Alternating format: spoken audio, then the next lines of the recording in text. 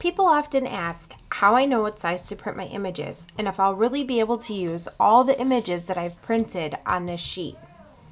So today I want to show you how to determine what size to print your images and how to lay them out so you can get the most out of each piece of paper. Each of these images is printed at approximately 2.5 inches. I like to begin by picking a card base, 4 by 5.5, 5 by 7, or 5 by 5. This helps me to determine what size image I should use. Once I've decided on a card base, I can better determine what size I want my image. Now I can choose a die to cut my image once I've colored it. I like my image to be inside the emboss line. That would be this inside ring right here. I like to do that because I don't want to cut the image off. And when I emboss it, I don't want part of the image to be embossed and not other parts. I also like to have it so that if I decide I want to outline the emboss line, I can do that without having to worry about running into the image. So this image would be too big for this die. I could either go down a size, or I could get out the next size and see what image would look good within that die.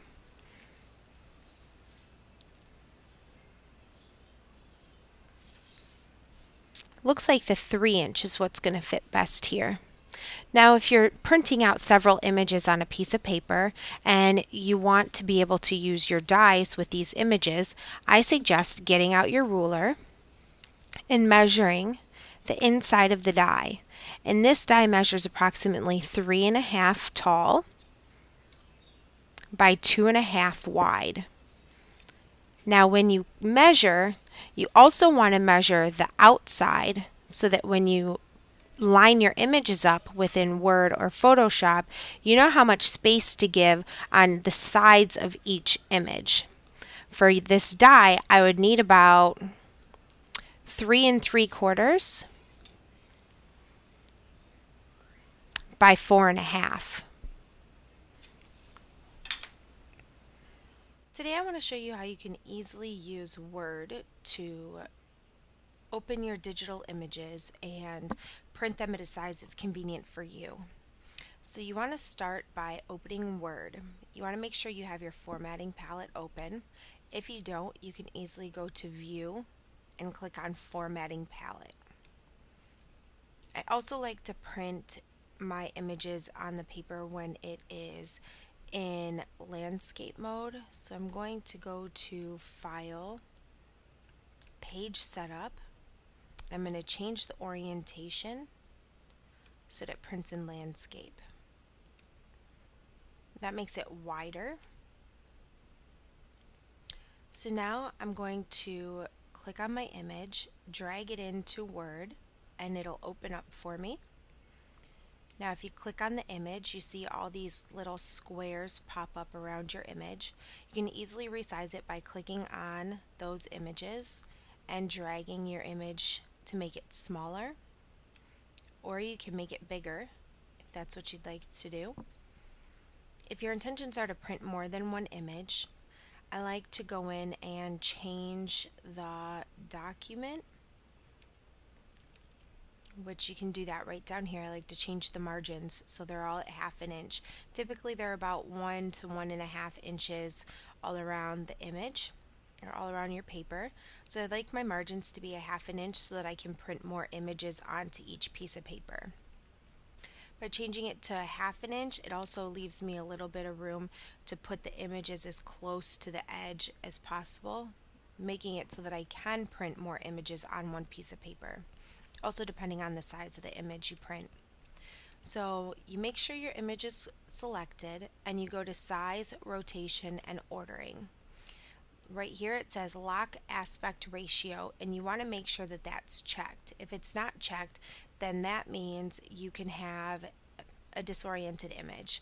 So your image could either be too long and look out of proportion, or it could be too wide, again making the proportions uneven. So if that accidentally happens, I'm using a Mac, so I'm just going to click my Command Z and that's going to undo the changes that I've made. If you don't have the Command Z option or aren't sure what your undo options are, you just go to Edit and Undo. So again, I'm making sure that my lock aspect ratio is selected. Then I'm going to go in here and I'm going to click on my height, and I'm going to make it 2 inches. And you see when I do that, it makes my width proportionate to what my height is. So if you're happy with a 2-inch image, then you can leave that as it is, and you can continue to drag in other images. You can see that it opens really big. That's a really quality image. You can actually make it bigger if you wanted and print it really large, and it still looks really great. Or you can again go over here in the height and you can change it to, let's make it 2.5 so you can see the size difference. And that's 2.5 inches. Now I want to make sure that there's enough room between each image for me to be able to either cut it out or use my dies to cut around it. So I'm just going to hit Tab to give it a little bit more space between each image.